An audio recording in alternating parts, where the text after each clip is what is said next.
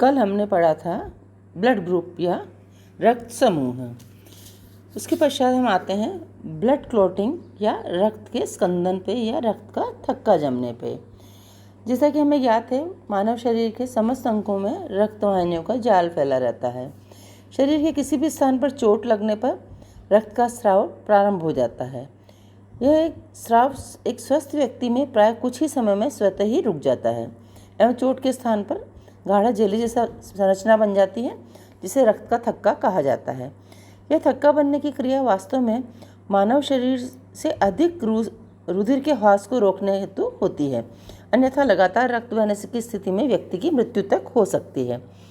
रुधिर जब वायु या बाहरी वातावरण के संपर्क में आता है तभी थक्का बनने की क्रिया होती है। रक्त वाहिनियों में यह थक्का नहीं बनता है क्योंकि यकृत में उत्पन्न होने वाला हेपेरिन, जो कि एक एंटीकोगुलेंट होता है, वह रक्त में वाहिनियों में थक्का नहीं बनने देता है।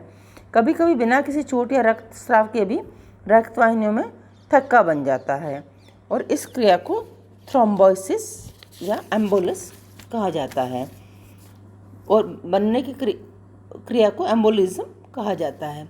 कभी कभी एम्बोलिस या थ्रोम्बस रुधिर वाहिनी में रुधिर के प्रवाह को अवरोधित कर देता है और यदि ऐसा होता है तो व्यक्ति की मृत्यु तक हो सकती है। इसके विपरीत जब हीमोफीलिया नाम की बीमारी किसी व्यक्ति में होती है तो ये रक्त का स्कंदन ऐसी स्थिति में चोट लगने के पश्चात भी या बाहरी वातावरण में आने के पश्चात भी नहीं हो पाता है। रक्त स्कंदन हेतु मानव शरीर के अंदर ही जो है निम्नलिखित कारक पाए जाते हैं। आप देखिए, चित्र में आपको दिखाई दे रहा है कि किस प्रकार से जो ही रक्तवाहिनी पंक्चर होती है या उसमें चोट लगती है, वहाँ पर प्लेटलेट्स आके इकट्ठा हो जाती हैं और एक जालकनुमा रचना बनाती हैं और वहाँ पर एक प्लग बन जाता है, क्लॉट बन जाता है, जो कि रक्त के आगे प्रवाह को रोकता है। अब हम रक्त के अंदर पाए जाने वाले या मानव शरीर में पाए जाने वाले उन 12 कारकों का वर्णन करेंगे जो कि रक्त के ह्रास को या रक्त के नुकसान को रोकते हैं एवं थक्का बनाने का कार्य करते हैं। जैसा कि आप देख रहे हैं, पहला कारक है फाइब्रिनोजन। बिरजो ने 1845 में फाइब्रिनोजन को रक्त का स्कंदन कारक माना था। यह रुधिर प्लाज्मा में उपस्थित एक ग्लाइकोप्रोटीन होती है जिसका अणुभार 24,000 होता है। यह यकृत के द्वारा उत्पन्न होता है तथा प्लाज्मा में घुलनशील होता है। रक्त के थक्का बनने के समय यह एक अघुलनशील प्रोटीन फाइब्रिन के अंदर परिवर्तित हो जाता है। दूसरा कारक, जैसा कि आप देख रहे हैं, प्रोथ्रोम्बिन। इसे सर्वप्रथम 1863 में शिमेट्स ने खोजा था। यह भी एक ग्लाइकोप्रोटीन होता है जो रुधिर प्लाज्मा में उपस्थित होता है। इसका अणुभार लगभग 69,000 होता है।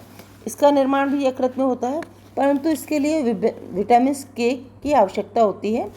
रुधिर स्कंदन के समय प्रोथ्रोम्बिन एक थ्रोम्बिन सक्रियक में परिवर्तित हो जाता है, जो कि थ्रोम्बोप्लास्टिन की उपस्थिति में थ्रोम्बिन में परिवर्तित हो जाते हैं।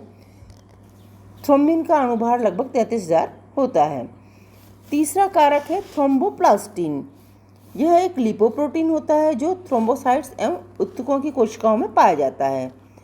इनका रुधिर स्कंदन की क्रिया का अध्ययन जो है शिम्ट्स ने किया था। वह ऊतकों में एक निष्क्रिय पदार्थ थ्रोम्बोप्लास्टिन के रूप में पाया जाता है। यह प्रोकन्वर्टिन कारक की उपस्थिति में एक सक्रिय थ्रोम्बोप्लास्टिन में बदल जाता है। चौथा कारक है कैल्शियम आयन। यह रुधिर स्कंदन में एक सतह कारक के रूप में कार्य करते हैं। ये थ्रोम्बोप्लास्टिन के निर्माण तथा प्रोथ्रोम्बिन को थ्रोम्बिन में परिवर्तित करने हेतु आवश्यक होते हैं। जैसा कि आप जानते हैं, सहकारक या कोफैक्टर जो होते हैं वो क्रिया में भाग नहीं लेते, सिर्फ क्रिया की गति को बढ़ाते हैं। पांचवा कारक है प्रोएक्सिलरिन। इसे ओवरेन ने खोजा था। यह एक ताप अस्थिर पदार्थ होता है, अर्थात ताप के साथ इसका संरचना में परिवर्तन हो जाता है, जो कुछ ताप द्वारा सरलता से नष्ट किया जा सकता है। यह भी प्रोथ्रोम्बिन को थ्रोम्बिन में परिवर्तित करने हेतु आवश्यक होता है, अर्थात ये भी एक कोफैक्टर की तरह ही कार्य करता है। अगला कारक है छठा कारक एक्सिलरीन। ये प्रो एक्सिलरीन का एक परिकल्पित सक्रियण है, अर्थात हाइपोथेटिकल एक्टिवेशन पदार्थ है। यह भी कोफैक्टर की तरह कार्य करता है। इसके पश्चात सातवां कारक आता है प्रोकन्वर्टीन। यह एक प्लाज्मा प्रोटीन है जिसका अणुभार 60,000 होता है। इसके संश्लेषण हेतु विटामिन के कोफैक्टर की आवश्यकता होती है। यह भी यकृत के अंदर ही बनता है। यह चोटग्रस्त ऊतक से थ्रोम्बोप्लास्टिन बाहर निकालने में सहायक होता है। आठवां कारक है एंटी हीमोफिलिक ग्लोबुलिन। यह एक ग्लाइकोप्रोटीन है जिसका अणुभार 11 लाख होता है। यह भी यकृत द्वारा ही निर्मित किया जाता है। यह फाइब्रिनोजन से संलग्न होता है, इस कारण रुधिर स्कंदन के बाद नहीं देखा जा सकता है। यह प्रोथ्रोम्बिन एक्सीलरेटर के निर्माण हेतु आवश्यक होता है। इसकी कमी से चोटग्रस्त भाग में से लगातार रुधिर बहने लगता है, जिसे हीमोफीलिया भी कहा जाता है। नवा कारक है क्रिसमस फैक्टर। यह भी एक ग्लाइकोप्रोटीन है जिसका अणुभार 55,000 होता है और इसका निर्माण भी यकृत के द्वारा किया जाता है, किंतु इसके संश्लेषण हेतु विटामिन के आवश्यक होता है।